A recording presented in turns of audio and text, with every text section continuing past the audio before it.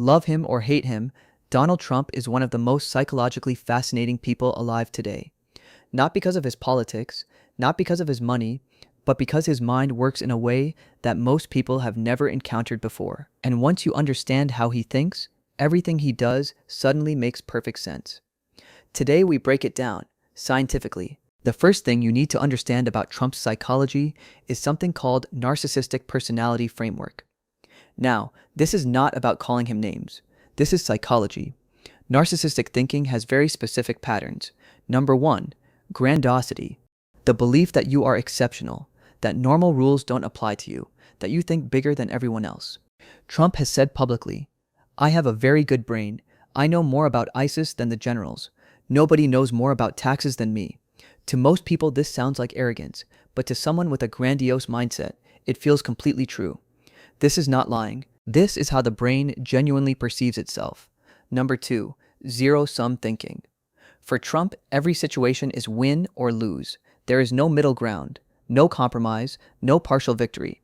You are either a winner or a loser, and losers deserve no respect. Have you noticed that Trump never simply ignores criticism? He always attacks back, immediately, aggressively, personally. Psychologists call this a narcissistic defense mechanism. When someone with this personality type feels threatened, the brain doesn't process it as criticism. It processes it as an attack on survival.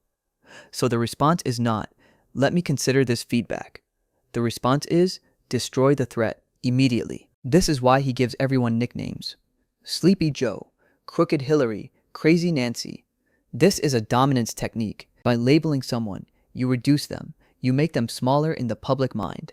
And here's the psychological genius of it. It works. Once someone has a nickname, the nickname becomes how people remember them. Not their policies, not their record, just the label. Trump understands one thing better than almost any politician alive. Attention is power. It does not matter if the coverage is positive or negative. What matters is that people are talking. Psychologists call this controversy as strategy. Every provocative statement, every shocking tweet, every outrageous claim is not a mistake. It is a calculated move to dominate the conversation. While everyone is reacting to the latest outrageous thing he said, nobody is talking about anything else. This is called attention flooding. Fill the entire information space with yourself, and your opponents have no oxygen left to breathe. Trump spent 50 years studying media before entering politics. He understood that in the modern world, the person who controls attention controls reality. And he was right. One of the most studied aspects of Trump's psychology is how he views loyalty. For most people, loyalty is emotional. It is built on trust, history, shared values. For Trump, loyalty is transactional. You are loyal to me, I protect you. You betray me, I destroy you. This is not cruelty. This is a very specific psychological model called transactional relationships, and it comes directly from his upbringing. His father, Fred Trump, ran a real estate empire where weakness was punished and strength was rewarded. Young Donald learned early, the world is not safe. You must be strong. You must win. You must never show vulnerability. That programming never left him. It just scaled to a global stage. Here is the part most people never talk about. Beneath every grandiose narcissistic personality, psychologists consistently find one thing: deep, crushing fear. Fear of being seen as weak, fear of being laughed at, fear of being a loser, the one label he attacks most aggressively in others.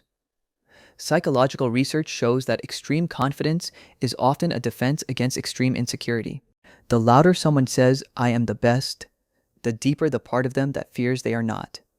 This explains why Trump reacts so intensely to even small criticisms, why crowd sizes matter so much, why ratings are mentioned constantly. Every number, every metric, every comparison is the brain constantly checking. Am I still winning? Am I still safe? Am I still enough? And now the most important psychology question of all. Why do millions of people feel so deeply connected to him? The answer is not stupidity. The answer is not manipulation alone. The answer is emotional mirroring. Trump speaks the way millions of people think, but were told they were not allowed to say. He is unapologetic. He breaks rules. He says what others only think. For people who have spent their lives feeling dismissed, ignored, or looked down upon, watching someone refuse to apologize feels like liberation. He is not their president. He is their psychological permission slip. Permission to be angry, permission to fight back, permission to not care what the elite think. Understanding Trump's psychology does not mean agreeing with him. It does not mean defending him. It means understanding how a mind like his is built and why it resonates. Because the most dangerous thing in the world is not understanding how power thinks. If this video made you think differently, share it with someone who needs to see it. Subscribe to DJOE Psychology Deep Think. New video every week. See you in the next one.